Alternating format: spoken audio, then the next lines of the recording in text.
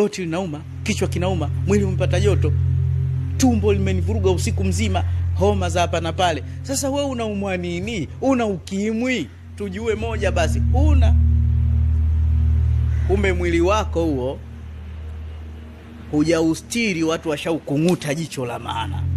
Unadhukuru maradhi. We ni mteja wa waganga kila siku tu.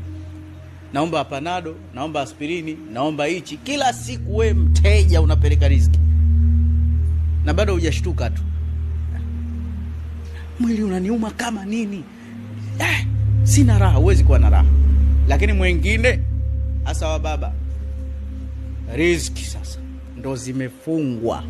Mambo meusi. Yaani wewe uli mpaka ukope. Kila siku hakuna hela naisikilizia. Wewe kila siku unasikilizia hela, unaisikiliziaje?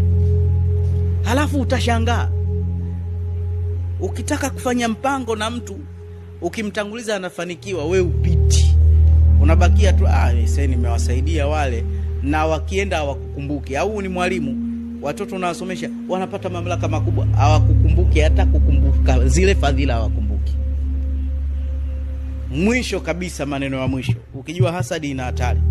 Umezaa watoto wamebahatika, watoto wako wote wana uwezo, hawakusaidii. Yani ushakuwa mzee bado unamhudumia mkeo, hawakukumbuki.